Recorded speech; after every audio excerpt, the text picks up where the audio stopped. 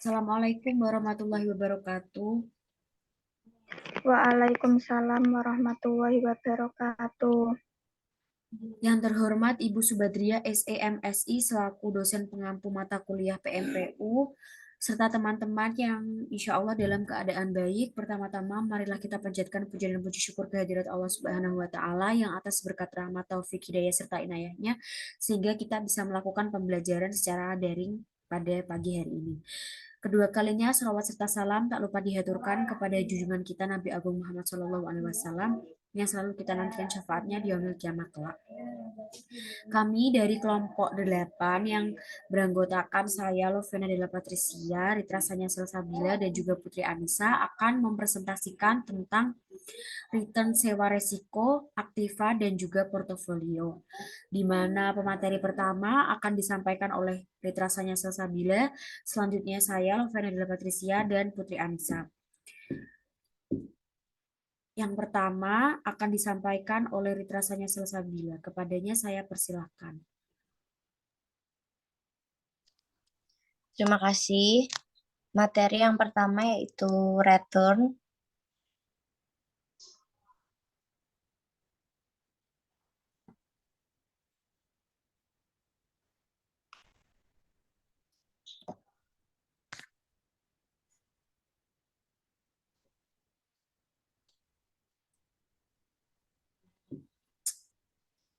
Slide-nya, apakah ada masalah? Ya, slide-nya ada masalah.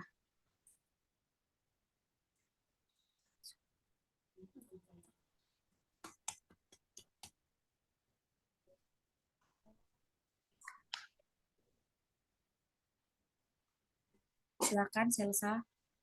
Mohon maaf atas kendalanya. Yang pertama yaitu pengertian return.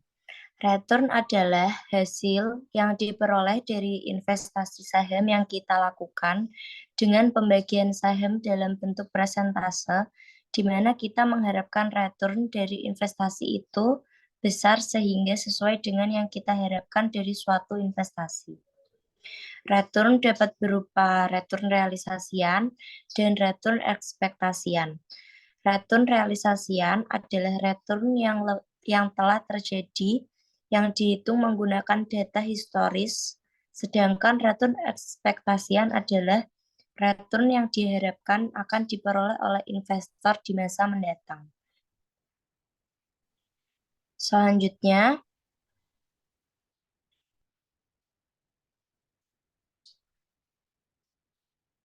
penggolongan return.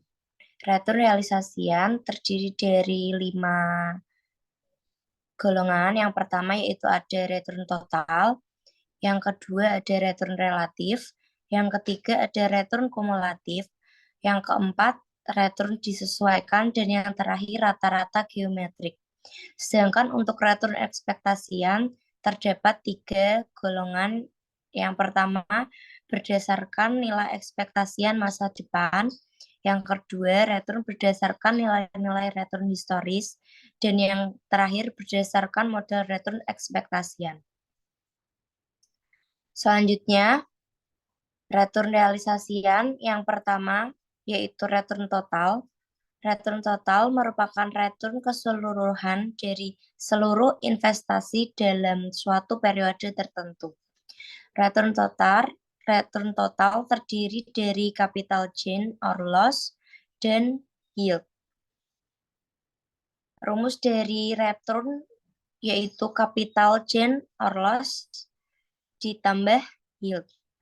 Capital gain or loss merupakan selisih dari harga investasi sekarang relatif dengan harga periode yang lalu.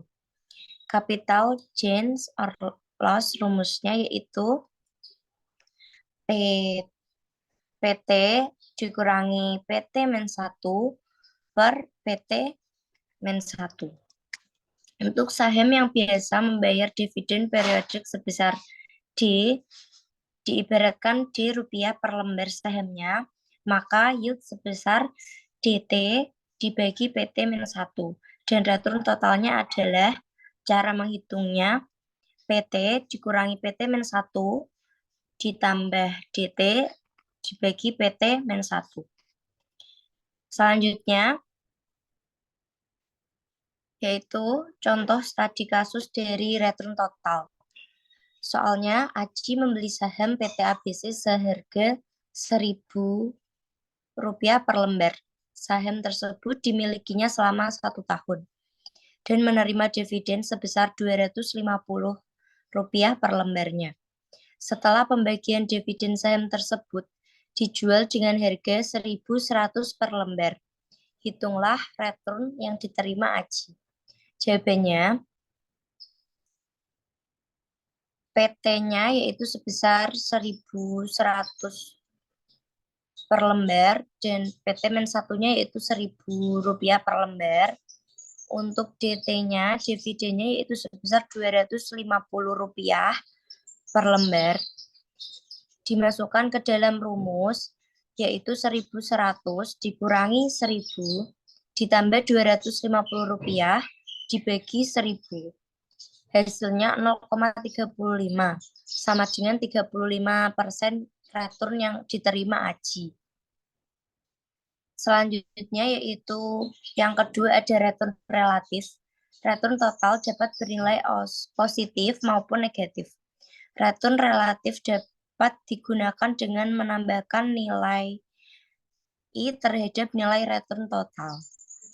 Rumus dari return relatif yaitu PT sama dengan return total tetapi ditambahkan 1. PT dikurangi PT min 1 ditambah DT dibagi PT min 1 ditambah 1. Selanjutnya, return kumulatif. Yaitu return total mengukur perubahan kemakmuran, perubahan harga dari saham, dan perubahan pendapatan dari dividen yang diterima. Untuk mengetahui total kemakmuran, indeks kemakmuran kumulatif dapat digunakan atau biasa disingkat IKK. Untuk mengukur akumulasi semua return mulai dari kemakmuran awal yang dimiliki. Rumus dari IKK yaitu KK 0 dikali 1 ditambah R1 dikali 1 ditambah R2 dikali 1 tambah R3 dan seterusnya. IKK merupakan indeks kemakmuran kumulatif mulai dari periode pertama sampai selanjutnya. KK 0 merupakan kekayaan awal, biasanya digunakan nilai RP1. R1 yaitu return periode ke T. Maksudnya T itu dimulai dari awal. T sama dengan 1. Sampai periode N. T sama dengan N maksudnya sampai periode yang ditentukan. Indeks kemakmuran kumulatif juga dapat dihitung berdasarkan perkalian nilai-nilai komponennya. IKK sama dengan PHK dikali YK. PHK tersebut merupakan perubahan harga kumulatif dan YK yaitu yield kumulatif. Terima kasih. Selanjutnya saya kembalikan ke moderator.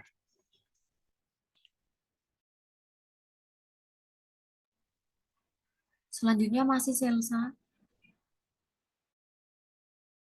Oh, maaf.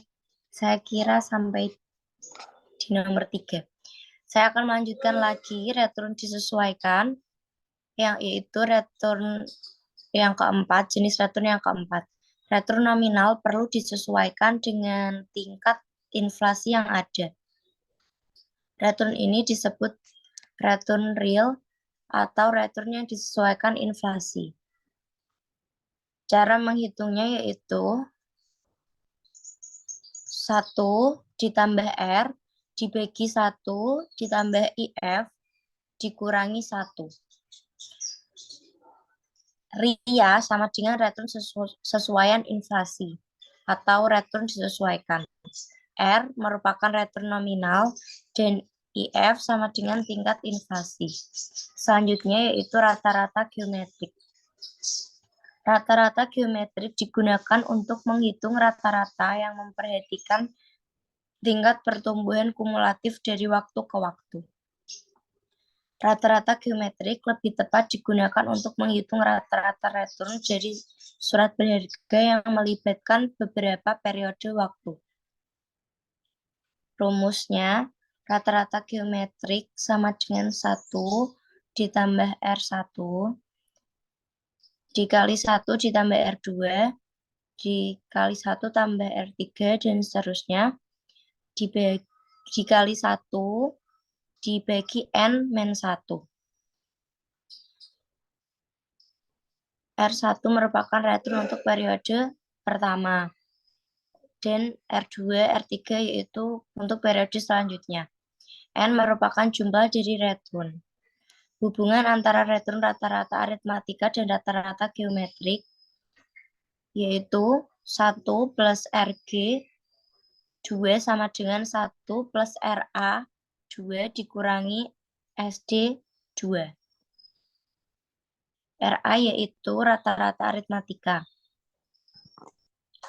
Selanjutnya, Baik, terima kasih kepada Selsa. Selanjutnya tentang return ekspektasian. Return ekspektasian ini atau expected return itu merupakan return yang digunakan untuk pengambilan keputusan dalam berinvestasi. Nah, return ini sangat penting dibandingkan dengan return history. Mengapa? Karena return ekspektasian ini merupakan return yang diharapkan dari investasi yang akan dilakukan.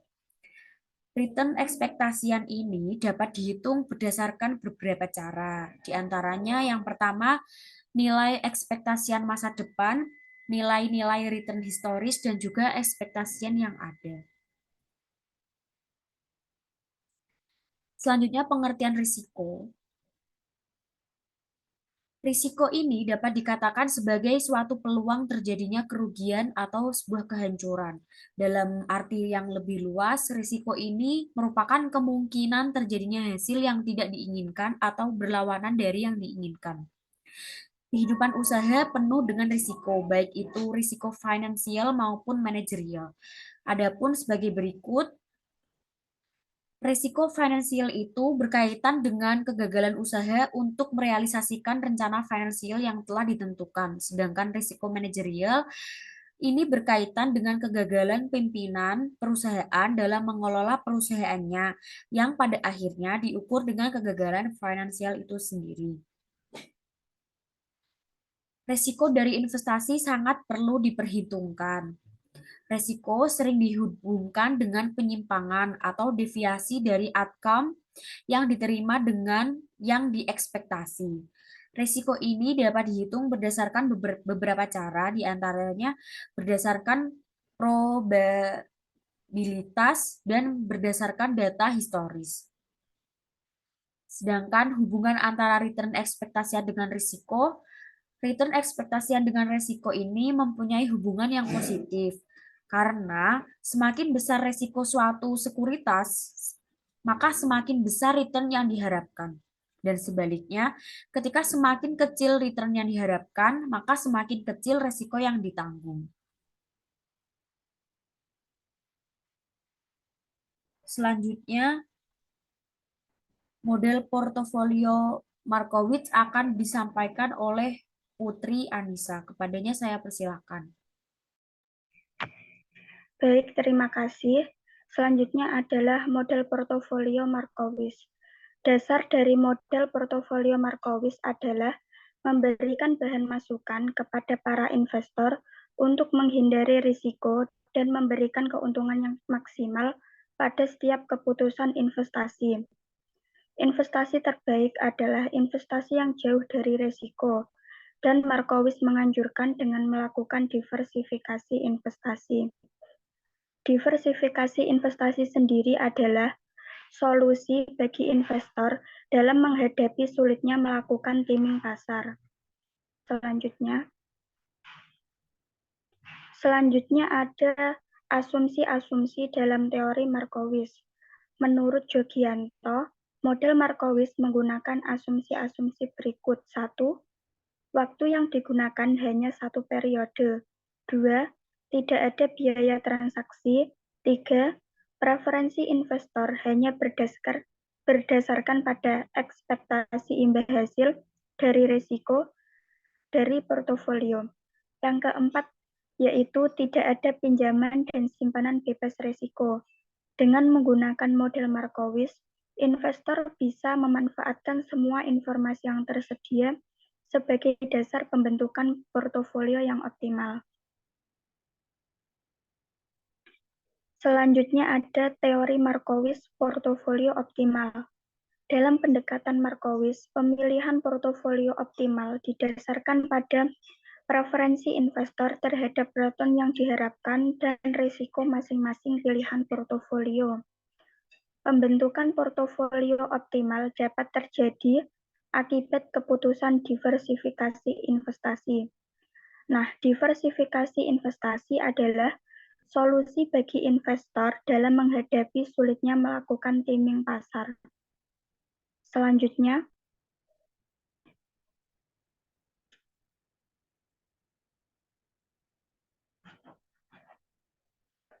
teori Markowitz portofolio efisien. Portofolio efisien adalah portofolio yang bisa memberikan return maksimal pada tingkat risiko tertentu dan memberikan risiko minimal pada tingkat return tertentu.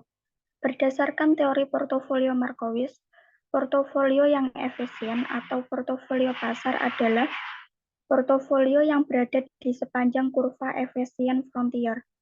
Kurva efisien frontier adalah grafik yang menggambarkan tentang sekumpulan portofolio yang memaksimalkan return dari setiap level dan pada setiap level risiko portofolio.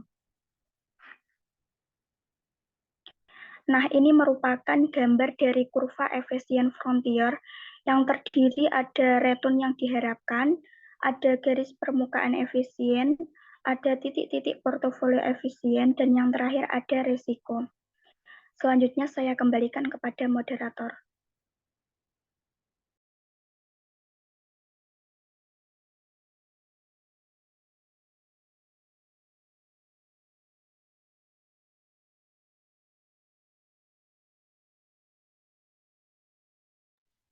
Baik, terima kasih. Selanjutnya adalah sesi tanya jawab yang akan dilanjut di WhatsApp group. Dari kelompok kami, mohon maaf apabila ada kendala dan kekurangan. Wabillahi taufiq wal hidayah. Wassalamualaikum warahmatullahi wabarakatuh. Waalaikumsalam warahmatullahi wabarakatuh.